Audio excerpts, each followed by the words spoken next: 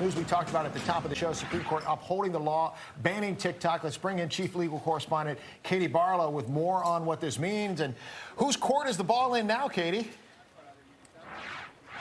Hey, Steve. So the Supreme Court today, in a per curiam decision, that means the Supreme Court is speaking collectively with one voice, not any individual justice, upheld the law. They also lamented the fact that they basically had a fortnight, as Justice Gorsuch refers to it, in his concurring opinion, to decide all of this. All of this was really quickly done.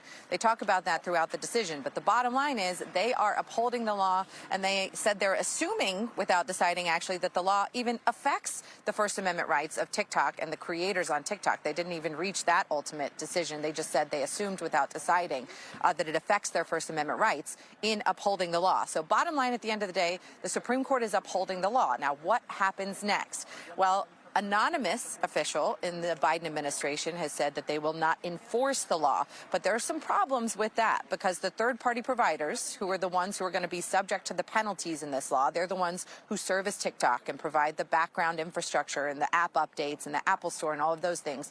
They're the ones who would get penalized. And I don't think that it is sufficient that they would rely on an anonymous source from the Biden administration in order to actually break the law. They're going to need a clear presidential statement from both Biden and incoming President-elect Trump. That discussion actually came up during oral argument. Justice Brett Kavanaugh brought it up during oral argument and said there will be some real concerns here, even if the president said they're not going to enforce the law. So over the next 48 hours, we're going to see what comes out of the White House about clear enforcement and what comes out of the president-elect's camp about clear enforcement of the law. But as of today, that ban that's set to take effect on Sunday, January 19th, we're headed towards it. Yes, I mean, obviously there's only 2 days left in the Biden administration, 3 days left.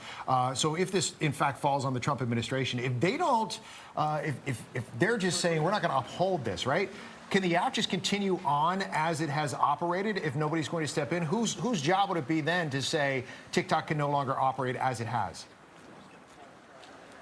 So the way that the law works is the DOJ will enforce the provisions in the law that penalize these third-party servicers that I'm talking about. So, yes, technically TikTok could continue to exist, but all of these companies who provide these services to TikTok would have to be willing to risk losing millions and millions of dollars in the penalties that they would be subject to for violating the law. So, yes, technically TikTok could continue to exist, and if those companies feel comfortable relying on anonymous sources or even a president saying I'm not going to enforce the law through my Department of Justice, then it may continue to exist. And it looks like that's what everyone generally wants to happen, but I think that there's going to have to be some more clear statements out of the White House and the incoming White House officials before we actually see some concrete progress there.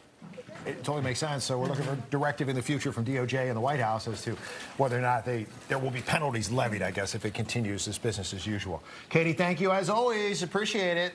Katie's now going to post her update on TikTok while she can.